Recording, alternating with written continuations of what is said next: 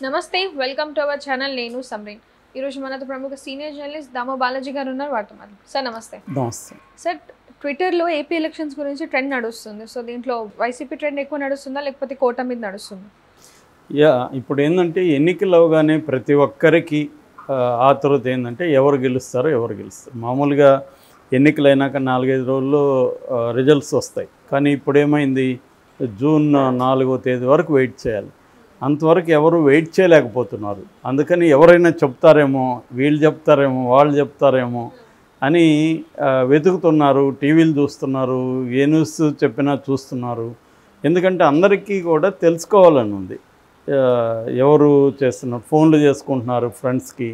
కానీ మొత్తంగా కూడా ఎన్నికలకు ముందు ఏ వాతావరణం ఉందో ఎన్నికల తర్వాత కూడా అదే వాతావరణం ఉంది. అంటే ఎవరు కూడా గట్టిగా చెప్పని పరిస్థితి. ఇటు తెలుగుదేశం పేపర్లన్నీ నేను చదివితే ఎక్కడ కూడా పెద్ద ఉత్సాహం కనబడలేదు.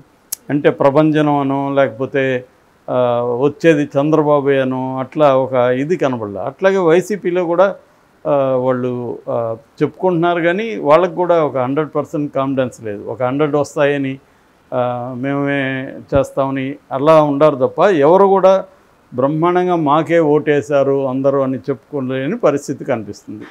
ఈ మిక్స్డ్ ఇదైతే ఉంది. కానీ అందుకని వెయిట్ చేయాలి. అయితే దీన్ని కొంత గెస్ చేయడానికి కొంత ట్రై చేస్తున్నారు కొంతమంది అంటే అనలిస్టులు. గతంలో ఫర్ ఎగ్జాంపుల్ ఏంటంటే ఓవరాల్గా ఓటు పర్సంటేజ్ ఎవరికి ఎక్కువ వచ్చిందా తక్కువ వచ్చిందా. మామూలుగా నిన్నంతా ఏమన్నారు, పూటెత్తుతున్న ఓటు, విజృంభిస్తున్న ఓటర్లు, దండెత్తుతున్న ఓటర్లు ఇలాగ రాశారు. కానీ ఓవరాల్గా చూసుకున్నప్పుడు 2014లో 77% ఓటింగ్ ఉంటే 2019కి వచ్చేసరికి అదే 79%, అంటే ఆల్మోస్ట్ 80% వచ్చింది. ఇప్పుడు కూడా అర్ధరాత్రి టైంకి 78.36% ఉంది. ఇది ఓవరాల్గా 80కి అటు ఇటే ఉంటుంది. అంటే 2019లో వచ్చిన దానికి అటు ఇటుగా ఉంటుంది తప్ప పెద్ద చేంజ్ ఏమీ లేదు. కాబట్టి మామూలుగా అయితే ఎక్కువ ఓటింగ్ శాతం ఉంటే అది అధికారంలో ఉన్న పార్టీకి యాంటీ అనేది జనరల్గా అభిప్రాయం. కానీ అది కూడా 100% కరెక్ట్ అని చెప్పలేము. ఫర్ ఎగ్జాంపుల్ 2014 కంటే 2019లో దేశంలో ఓటింగ్ అనేది పెరిగింది. మళ్ళీ బీజేపీనే వచ్చింది. బీజేపీకి యాంటీకి ఏమీ ఓట్లు వేయలేదు. అట్లాగా మన అనేక ఎగ్జాంపుల్స్ చెప్పచ్చు. అంటే రెండు వైపుల ఎగ్జాంపుల్స్ ఉంటాయి. కాబట్టి ఇది కరెక్ట్గా చెప్పలేని పరిస్థితి. మరీ ఎక్కువగా ఒక 84-85% వచ్చుంటే వైసీపీకి వ్యతిరేకంగా పెద్ద ఎత్తున వచ్చారు అని. అంటే వైసీపీని దించేయాలని పెద్ద వేవు లేదు. ఇటు చంద్రబాబును ఓడించి వైసీపీని మళ్ళీ తీసుకురావాలని కూడా వేవ్ అయితే లేదు. సో ఇది ముందు నుంచి అందరూ అనుకుంటున్నదే. బట్ ఇప్పుడు కొన్ని సిగ్నల్స్ కోసం ట్రై చేస్తున్నారు. అంటే ఫర్ ఎగ్జాంపుల్ రూరల్ ఓట్ ఎక్కువ, అర్బన్ ఓట్ ఎక్కువ అనుకున్నప్పుడు క్లియర్గా రూరల్ ఓటింగ్ శాతమే ఎక్కువగా అనిపిస్తుంది. అంటే రైతులు కావచ్చు, మహిళలు కావచ్చు, లేబర్ కావచ్చు, ఇలాంటి వాళ్ళు ఎక్కువగా నిలబడి ఓట్లు వేసిన ఇది కనిపిస్తుంది. జనరల్గానే అర్బన్లో ఓటింగ్ శాతం తక్కువ ఉంటుంది. ఇప్పుడు హైదరాబాద్లో తీసుకుంటే 46%, చాలా తక్కువ కదా. సో ఎందుకంటే అర్బన్ ఓటర్స్ వెళ్ళి క్యూలో నిలబడి ఎందుకు లేకపోయేదని చాలామంది వెళ్ళరు. అదే రూరల్ అయితే వెళ్తారు. ఇంకోటి ఏంటంటే ఈసారి డబ్బులు ఎక్కువ ప్రవహించింది. సో డబ్బు తీసుకున్న వాళ్ళు ఏకిపోతే ఓట్లు ఒప్పుకోరు కదా వీళ్ళు. సో అందుకని కూడా ఖచ్చితంగా వేయాల్సిందే ఓట్లు. దీనివల్ల కూడా దేశంలోనే ఓటింగ్ శాతం పెరుగుతుందంటే కారణం డబ్బు కూడా పెరుగుతుంది. సో రెండోది అంటే అర్బన్ కంటే రూరల్లో డబ్బులు ఎక్కువ కనబడుతుంది మనకి. ఎందుకంటే అర్బన్లో ఎవరెవరో ఎక్కడెక్కడ ఉంటారు, వాళ్ళకి వెళ్ళి డబ్బులు ఇవ్వడానికి ఇబ్బంది. చాలామంది అర్బన్లో ఉన్నవాళ్ళు కొంత ఐడియలిజం కూడా ఉంటుంది, డబ్బులు తీసుకోరు. రూరల్ అయితే బల్క్గా కోఆర్డినేటర్లను పెట్టేసి ఈ పాపులేషన్ నువ్వు లేదా ఈ కులం వాళ్ళకంతా నువ్వు ఇలాగా అయిపోతుంది అన్నమాట, వాళ్ళు పంచుతారు.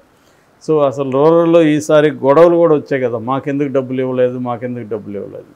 సో కాబట్టి ఓటింగ్ పర్సంటేజ్ అయితే రూరల్లో ఎక్కువ ఉంది. అట్లాగే మహిళలు మగవాళ్ళ కంటే ఎక్కువ కనిపిస్తున్నారు క్యూలలో చూస్తే.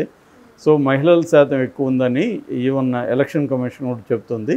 సో ఆ రకంగా తీసుకున్నప్పుడు వైసీపీకి ముందు నుంచి కూడా మహిళలు, రూరల్ పాపులేషన్ వైసీపీకి ప్రోగా ఉన్నారు కాబట్టి వాళ్ళే ఎక్కువ ఓట్లు వేశారు కాబట్టి వైసీపీ వచ్చే అధికారం ఉందనేది కొంతమంది మాట్లాడుతున్నారు.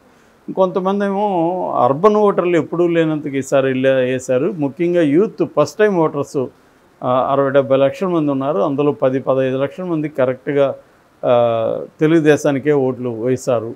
So first time voters, youth, urban voters ఎక్కువ వేశారు కాబట్టి కూటమి గెలుస్తుంది అనేది ఒక అంచనా. ఇదంతా కూడా ఇప్పుడు మనకేంటంటే మ్యాక్రో డేటాని మైక్రో లెవెల్లో వెళ్ళి గతంతో పోలిసినప్పుడు ఏ జిల్లాల్లో ఎక్కడెక్కడ ఎలా ఓటింగ్ జరిగింది, లబ్ధిదారులు అంటే ముసలి వాళ్ళు ఫర్ ఎగ్జాంపుల్ వాళ్ళు ఎక్కువ ఎక్కడ వేశారు, ఇవన్నీ మైక్రో లెవెల్లో వెళ్ళి డేటా అనేది ఇంకా మనకు రాలేదు. అది వస్తే కొద్దిగా విశ్లేషించడానికి అవకాశం ఉంది. అందుకని ఇప్పుడు ఏంటంటే భిన్నాభిప్రాయాలే కనిపిస్తున్నాయి. అయితే ఈ క్రమంలో ట్విట్టర్లో ట్రెండింగ్ ఎట్టుందనేది తెలుగుదేశం వాళ్ళేమో కొన్ని రకాల ట్రెండింగ్ ఎక్కువ ఉందని వాళ్ళు రాస్తున్నారు, వైసీపీ వాళ్ళు రాసుకుంటున్నారు. అయితే ఓవరాల్గా తీసుకున్నప్పుడు ఏపీ ఎలక్షన్స్ 2024 అనే హ్యాష్ ట్యాగ్ ట్విట్టర్లో నెంబర్ 1గా ట్రెండింగ్లో ఉంది. నెంబర్ 2గా వచ్చేసరికి బై బై వైసీపీ అంటే గుడ్ దాని ఏమంటారు hello AP by by YCP, ఇది రెండో ట్రెండింగ్ అనమాట. ఇక మూడోది వచ్చి ఓట్ ఫర్ గ్లాస్ అనేది మూడవది ఉంది. అది నాన్ ఎలక్షన్ సింబల్ అంటున్నారు. అది కాకుండా తెలుగుదేశానికి సంబంధించి టీడీపీ, జేఎస్పీ, బీజేపీ విన్నింగ్ అనేది ట్రెండింగ్లో ఉంది. అట్లాగే వైసీపీ లూజింగ్ బిగ్ అనేది కూడా ట్రెండింగ్లో. ఇవన్నీ కూడా కూటమికి అనుకూలంగా ఉన్నది. ఇది వైసీపీకి ప్రోగా ఉన్నదేమో జగన్ సునామీ అనేది కూడా ట్రెండింగ్లో ఉంది.